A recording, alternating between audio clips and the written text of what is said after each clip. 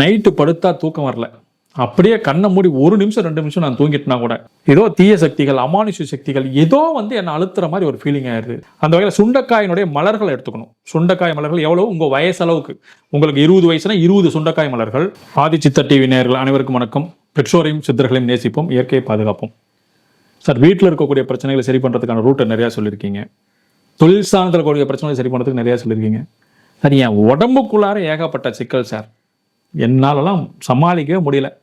Night படுத்தா தூக்கம் வரல, அப்படியே கண்ணை மூடி ஒரு நிமிஷம் 2 நிமிஷம் நான் தூங்கிட்டேன்னா கூட ஏதோ தீய சக்திகள், அமானுஷ்ய சக்திகள் ஏதோ வந்து என்னை அழுத்துற மாதிரி ஒரு ஃபீலிங் ஆயிடுது. தூக்கமே வரமாட்டேங்குது.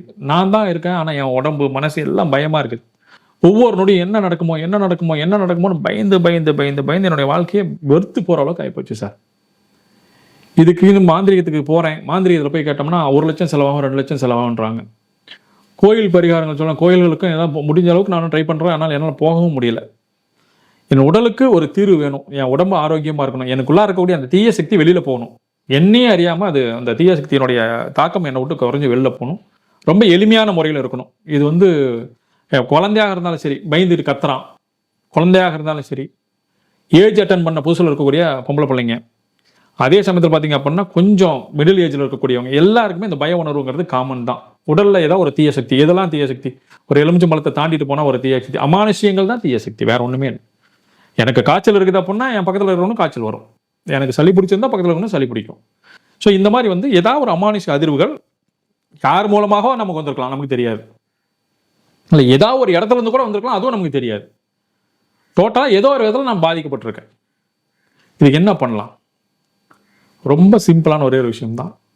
விநாயக பெருமானுக்கு இருக்கிறதுலே வந்து ரொம்ப சக்தி வாய்ந்தது அப்படின்னு சொன்னால் சுண்டைக்காய்னு சொல்லுவாங்க. சுண்டைக்காய் ரொம்ப சக்தி வாய்ந்தது. எதெல்லாம் விதைகள் அதிகமாக இருக்கக்கூடியதோ அதெல்லாம் மிகப்பெரிய சக்தி வாய்ந்தது.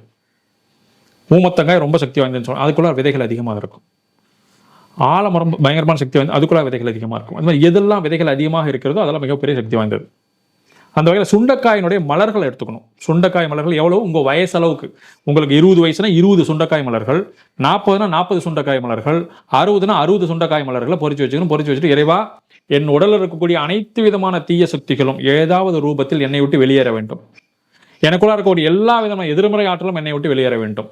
எனக்குள்ளார இருக்கக்கூடிய எல்லா தீய சக்திகளும், தீய அதிர்வலைகளும், கண் திருஷ்டி, ஏவல், பில்லி, சூனியம், செய்வினை கோளாறுகள், கிரகத்தால் ஏற்படக்கூடிய கோளாறுகள் எதுவாக இருந்தாலும் சரி இன்னையோட நிவர்த்தியாக வேண்டும் அப்படின்னு ஆத்மா பிரார்த்தனை பண்ணிட்டு அதில் ஒரு மாலையை தொடுத்து கொண்டு போய் விநாயகருக்கு மாலையாக அணிவித்து வழிபாடு செஞ்சுட்டு வாங்க. வேற எதுவுமே பண்ண வேண்டாம், இதை மட்டும் செஞ்சுட்டு வாங்க. எப்படிப்பட்ட பிரச்சனைகளாக இருந்தாலும் சரி அப்படியே ஒட்டச்சிட்டு வெளியில் போயிடும். கிரகங்களால் ஏற்படக்கூடிய கோளாறுகளாக இருந்தாலும் சரி. இப்போ என்னன்னா, அவங்கவுங்க சுய ஜாதகத்தின் அடிப்படையில் எந்த திசாபுத்தி நடக்குது, அதனுடைய தாக்கம், ஒருவேளை ராகு திசை நடக்கும்போது தாக்கம்னா அதற்குண்டான அந்த நட்சத்திரம் எந்த நட்சத்திரத்தில் இருக்குதோ அந்த நாளில் போய் வழிபாடு செய்யலாம். கேது திசை நடக்கும், அதற்குண்டான நட்சத்திர நாளில் போய் வழிபாடு செய்யலாம். சனி பகவானுடைய தசாபத்தினால அதுக்குண்டான விஷயங்களை செஞ்சு பண்ணிக்கலாம். ஸோ அவங்களோட சுயஜாதகத்தின் அடிப்படையில் இது எப்படி எந்த கிரகத்தினுடைய தசாபத்தி நடக்குதோ அந்த தசாபத்திக்கு தகுந்த மாதிரி அந்த தசாபத்தினுடைய கிரகங்கள் நிற்கக்கூடிய நட்சத்திர நாளில் போய் நீங்கள் வழிபாடு செஞ்சுட்டு வந்தீங்கன்னா போதுமானது. இல்லை சார், அதை எனக்கு கண்டுபிடிக்க முடியல, எனக்கு தெரியல அப்படின்னா நார்மலாக ஒரு நாளில் போயிட்டு வாங்க, ஒன்றும் தவறே கிடையாது. இது அக்யூரேட்டாக தெரிஞ்சு போனால் 1 தடவை 2 தடவை போடும்போதே சரியாயிரும். தெரியலன்னா ஒரு 3 தடவை 4 தடவை போடணும், இவ்வளோதான் வித்தியாசம், வேற ஒன்றும் கிடையாது. செஞ்சு பாருங்கள், ரொம்ப அற்புதமான பலன் தரக்கூடியது. அவருடைய லைஃபையே சேஞ்ச் பண்ணி உங்களோட பாடியவே வேற மாதிரி ரெடி பண்ணி கொடுக்கும். அப்படிப்பட்ட ஒரு அற்புதமான பரிகாரம், செஞ்சு பாருங்கள். நன்றி.